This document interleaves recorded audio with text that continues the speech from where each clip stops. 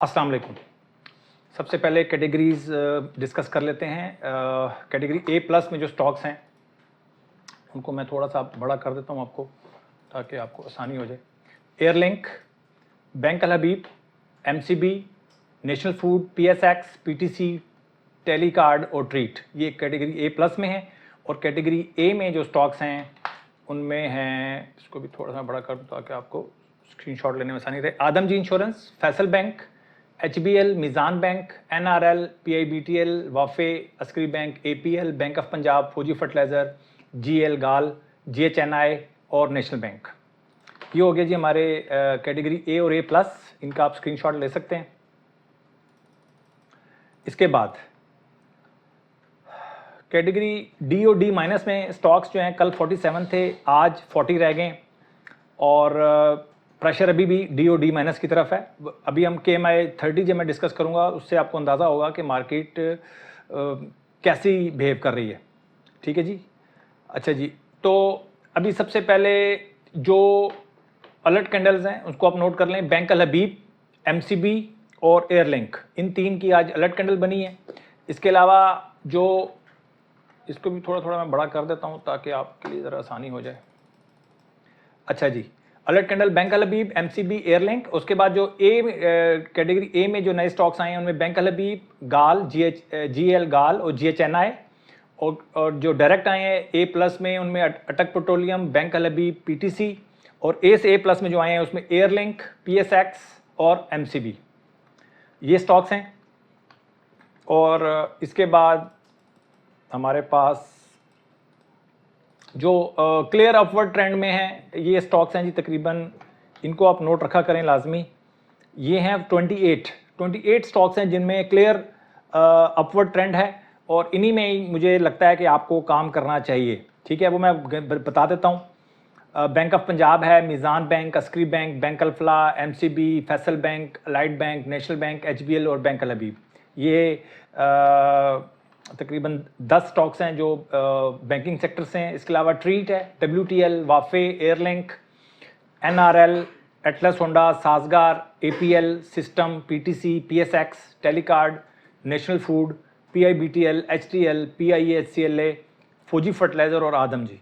इन्हीं स्टॉक्स में आप रह के अगर आप शॉर्ट टर्म ट्रेड करना चाहते हैं, इन्हीं में ही अगर आप स्ट्रिक्ट रहेंगे तो ज़्यादा, मैं समझता हूँ आपके लिए प्रॉब्लम ज़्यादा नहीं बनेगा। अच्छा जी, ये होगी जी हमारी कैटेगरी ए और ए प्लस में से जितना भी हमने निकालना था निकाल लिया। इसके बाद हम, अच्छा जी, वॉल्यूम वाइज कुछ स्टॉक्स हैं इसमें। के इलेक्ट्रिक पहले नंबर पे है, इसको हम डिस्कस भी करेंगे, डाउनवर्ड ट्रेंड में कन्वर्ट होता जा रहा है। WTL, bank of Punjab, PTC, Telecard, BML, PIBTL, ये टॉप से बॉटम की तरफ जा रहे हैं। PIBTL, THCCL, पेस, हैस्कोल और ट्रीट। और जो स्पेशल स्टॉक्स हैं उनमें KOIL, कोयल, PSX, बीको और UDLI। ठीक है, इसको हम डिस्कस करेंगे। अच्छा जी, वॉल्यूम वाइज हो गया, उसके बाद स्पेशल स्टॉक्स भी हो गए। अब मार्केट समरी की तरफ आते हैं, उसके बाद हम कुछ चीज़ें को हम डिस्कस करते हैं जी। KMI 30 भी हमने डिस्कस करना है। अच्छा जी, इसके बाद हम डिस्कस करते हैं market summary. 1103 point plus market बंद हुई है आज और 1103 पॉइंट प्लस मार्केट बंद हुई है। वॉल्यूम अगर देखा जाए तो 1004 मिलियन का काम हुआ है, एक अच्छा काम है KC 100 इंडेक्स में। और 41 बिलियन का काम हुआ है वैल्यू में। इसके अलावा अगर सेक्टर्स की बात की जाए, वही कमर्शियल बैंक्स 500 पॉइंट्स तकरीबन कमर्शियल बैंक्स की वजह से ऐड हुए हैं, ऑयल एंड गैस की वजह से 235, फर्टिलाइजर सेक्टर की वजह से 232। बस ये 3 सेक्टर्स हैं काबिल ज़िक्र। इसके अलावा कोई ख़ास ऐसा ज़िक्र काबिल ज़िक्र कोई सेक्टर नहीं है। कंपनीज़ की बात करें तो बैंक अल हबीब, फौजी फर्टिलाइज़र, MCB, OGDC और PPL, इन्होंने पॉजिटिव कंट्रीब्यूट किया और जिन्होंने नेगेटिव कंट्रीब्यूट किया उसमें एंग्रो एच, के इलेक्ट्रिक, UBL, मीज़ान बैंक, सिस्टम। ये होगी जी हमारी मार्केट समरी। अब हम सीधा चलते हैं, ये बड़ी KMI 30 की जो रिपोर्ट है ना, ये बड़ी मैं समझता हूँ कि ये पॉजिटिव भी है और नेगेटिव भी है। पॉजिटिव क्या है?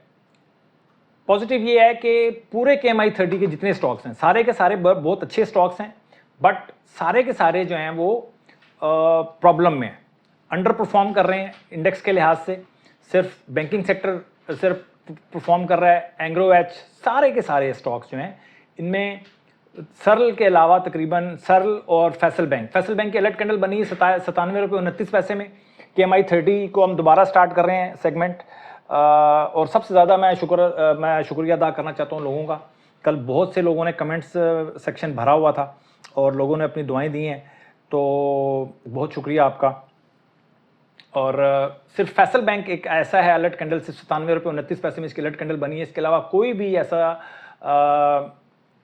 आइटम नहीं है जो कि अंडर कंट्रोल ना हो। अंडर कंट्रोल का मतलब ये है कि इसकी अलर्ट कैंडल नहीं बनी और ये इसका अंडर परफॉर्म कर रहा है स्टॉक। ये जितने भी स्टॉक्स हैं ये सारे अंडर परफॉर्म कर रहे हैं KMI 30 के।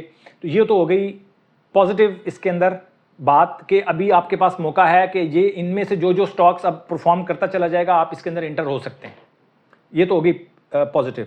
नेगेटिव क्या बात है? नेगेटिव ये है कि KMI 30 जितने भी हैं स्टॉक्स, जो 25-26 स्टॉक्स हैं, इसमें 27 स्टॉक्स ऐसे हैं जो कि नेगेटिव मतलब परफॉर्म नहीं कर पा रहे।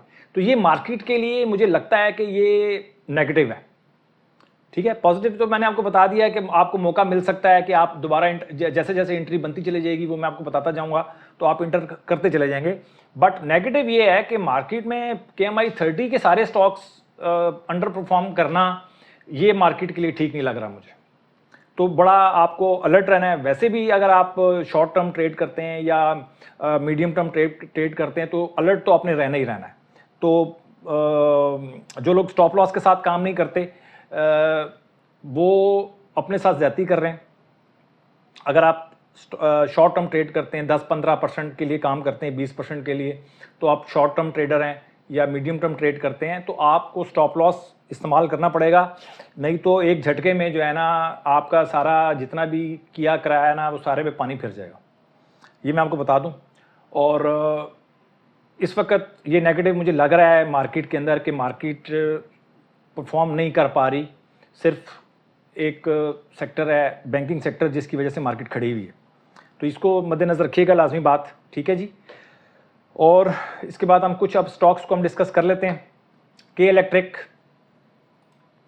इलेक्ट्रिक जो है वो मुसलसल चौथा दिन है जी आज, मुसलसल गिर रहा है। ठीक है, हाई लगा था इसका 8 रुपये 52 पैसे, अब 6 रुपये 51 पैसे। तो अभी एंट्री तो नहीं लेंगे आप जब तक इसके अंदर आपको मौका ना मिले। इसके अंदर आपको TKD जब तक आपको मौका नहीं देगी, जब तक आपने एंट्री नहीं लेनी। के इलेक्ट्रिक में जब तक अलर्ट कैंडल नहीं बनती आपने एंट्री नहीं लेनी। ठीक हो गया। इसके बाद बैंक ऑफ पंजाब है। बैंक ऑफ पंजाब सुपर से भी ऊपर चल रहा है जनाब, और आवरली में मौका मिलता रहता है। एक दफ़ा आपको मौका मिला आवरली में, दूसरी दफ़ा मिला, 2 दफ़ा मौका मिला है आवरली में। तो अब मैं समझता हूँ कि अगर आपको दोबारा आवरली में मौका मिले बैंक ऑफ पंजाब तो आवरली में ही खेलें। इसके अलावा रैंडम बैंक ऑफ पंजाब में बाइंग करने की ज़रूरत नहीं है। इसी तरह PTC भी है। PTC में भी आपको 2 दफ़ा मौका मिला है लास्ट आवरली चार्ट पे। डेली चार्ट के ऊपर आपको अभी मौका नहीं मिलेगा। अगर आप bank of Punjab, PTC, Telecard इन जैसे स्टॉक्स में आप काम करना चाहते हैं तो आवरली टाइम फ्रेम पे आपको जाना पड़ेगा। आवरली में ही आप अपनी अपॉर्चुनिटीज़ को ढूंढेंगे। ठीक है, अब जैसे टेलीकार्ड में आपको बता देता हूँ, आवरली के अंदर, डेली में तो बहुत तेज़ है। आवरली में आपको मौका मिला था, इसको लेटेस्ट आपको जो मौका मिला था वो 12 रुपये 2 पैसे में मिला था। अभी 12 रुपये 14 पैसे चल रहा है। कुछ ख़ास इसके अंदर बड़ा नहीं है। ठीक है, तो अभी भी आप टेलीकार्ड में काम कर सकते हैं। इसके बाद टेलीकार्ड हो गया। PTC भी मैं डिस्कस कर चुका हूँ आपसे। इसके बाद है PIBTL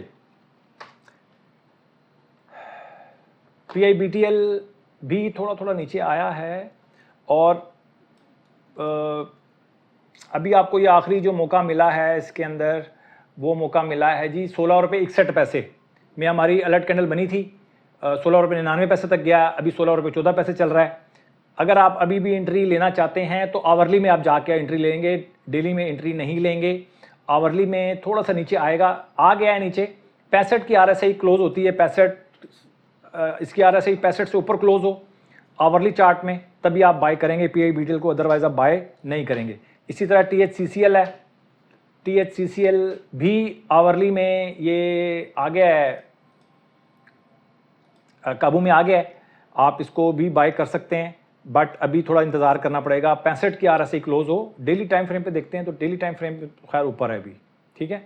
तो आपने आवरली में ही जाना है। THCCL ठट्ठा सीमेंट तो 65 की RSI क्लोज हो, अभी आज अभी जो 41 की RSI क्लोज हुई है, 65 की RSI क्लोज हो तभी आपने ठट्ठा सीमेंट में भी एंट्री लेनी है। मार्केट में वही बता रहा हूँ कि सिर्फ बहुत कम आइटम ऐसे रह गए हैं जिनमें तेज़ी है, अदरवाइज़ थोड़ा सा प्रेशर है मार्केट के अंदर। ट्रीट की बात करें तो ट्रीट में भी तेज़ी है जी, और थोड़ा सा वोलेटाइल तो है, और वोलेटाइल होने की वजह से कल इसकी अलर्ट कैंडल बनी थी 28.95 में,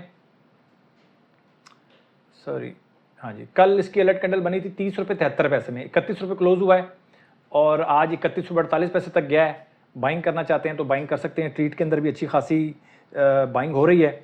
और जो मैंने स्पेशल स्टॉक्स बताए थे आपको, KOIL कोयल, ओहो ये तो खैर बहुत तेज़ हो गया है इसमें, तो अब आप एंट्री नहीं ले सकते।